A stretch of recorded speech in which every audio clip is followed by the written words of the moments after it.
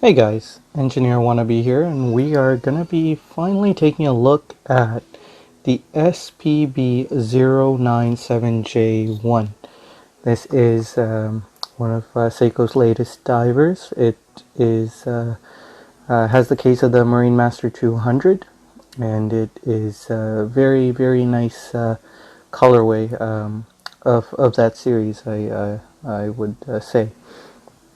So this is the watch. It has been on my wrist for about a week now, so this isn't a full review, but I have been very impressed with it. I mentioned in the unboxing video that it wears pretty well. I know a few people said it's too big for me especially, but you know what? I don't really care. It's comfortable for me to wear, and I honestly think there's just a bit of what would you call it? Some sort of optical illusion in terms of making it look bigger than it actually is on my wrist. It is very big. Don't get me wrong, and I would prefer it to be smaller, but I can still appreciate the watch and enjoy it in more casual occasions, or even if I want to dress it up, it is doable. It's got some very nice case finishing. Well, I guess we'll start with the case. Highly polished on the side. There's this very sharp character line through the middle. Highly polished in the back. There's no exhibition case back or anything. It's just a closed case back with a medallion of the tsunami wave, the Hokusai wave. The crown is unsigned as well, which isn't a big deal to me, but I mean, it does look better signed, but no big deal for me. But yeah, I can see how that can be a deal breaker, especially for you know, a 1,500 Canadian dollar retail price watch. That's kind of a bummer, but not too bad. The bezel is a 120 click, very smooth, nicely ratcheting bezel. I've experienced this a few times now. It's the same bezel, very fine clicks, and it does feel good. Back play, there is a bit, but it's yeah, that actually does look not too great. But the bezel is stiff, and you don't really notice it um, when you are using it. But there is a bit of backplay. The hands are the same hands as all the Marine Master 200 line. That's not the official name, but it's got that broad arrow hour hand, and sword type minute hand, and a lollipop seconds hand.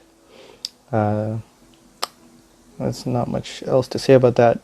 Behind the hands is the dial, of course. It's a very beautiful iridescent blue, different to the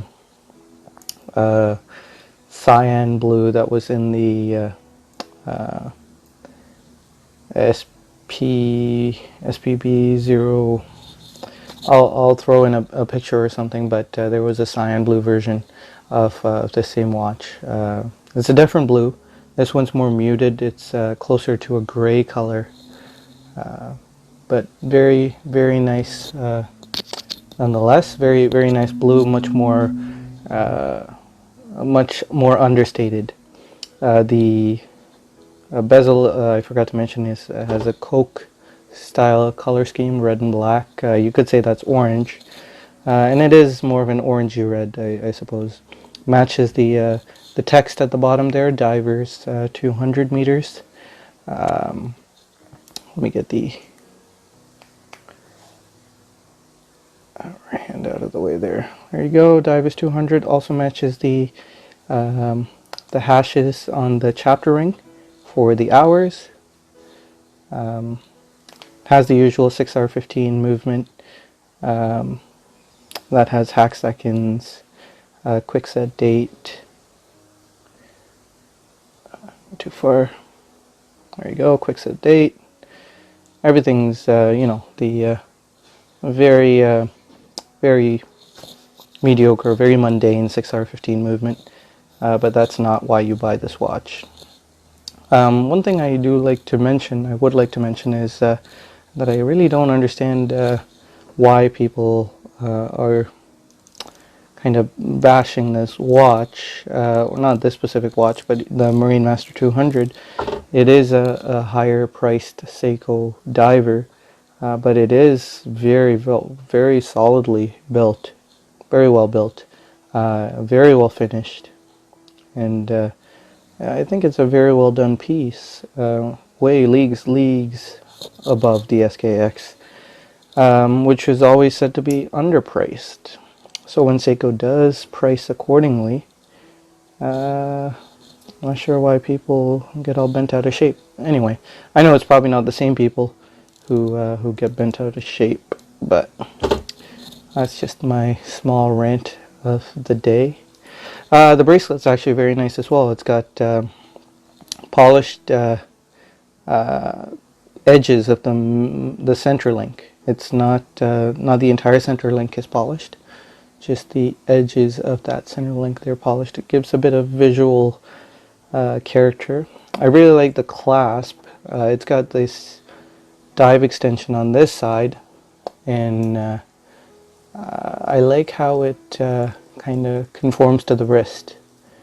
It is able to articulate a bit, while most other clasps would have this entire thing to be solid, especially on a diver, and it would be a bit more uncomfortable. But this makes a bit of a difference.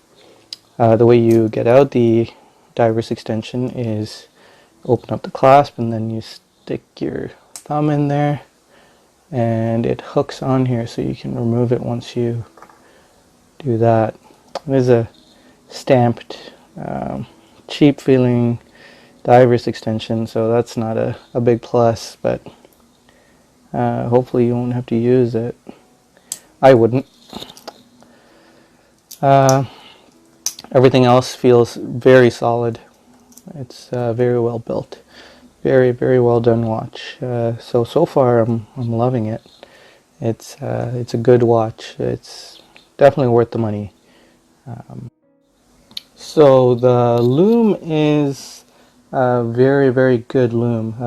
I don't think anyone can really compete with Seiko Lume, to be honest. I will throw in a video of that right here. It's really good Lume. So I am very pleased with that. You can see it in the nighttime, all night long. In the morning, in the wee hours of the morning when I have to get up to go to work, it's still shining. So definitely very well worth it. Really great Lume. If you need a watch that has amazing Lume, really for a good price, it's the only place you can look is Seiko, really, to my knowledge. I know Citizen has some decent Lume as well with their divers, but really can't beat Seiko. Let's throw this on the wrist. It is a big watch, but just to give you an idea, my wrist is 6.5 inches. And there you go. It is a big watch, but it wears very well. At 44 millimeters, it is huge. But the dial is a lot smaller than that, and it carries itself very well. Lug to lug is 50 millimeters, maybe a little over 50. And the thickness is around 13. I think I'll put the specs in the description. It's a very nice wearing watch. It's very comfortable to wear. It is weighty, but not too heavy or anything like that. Like I said, that articulating clasp makes a huge difference. So anyway, this has been Engineer Wannabe giving you a week on the wrist, first impressions, let's call it. Hope you guys enjoyed it. Let me know if you want to see any comparisons or videos done with this piece or any of my other pieces that you might have seen in my other videos. Yeah, I hope you guys have a good night. Hope you guys take care and are well. Bye.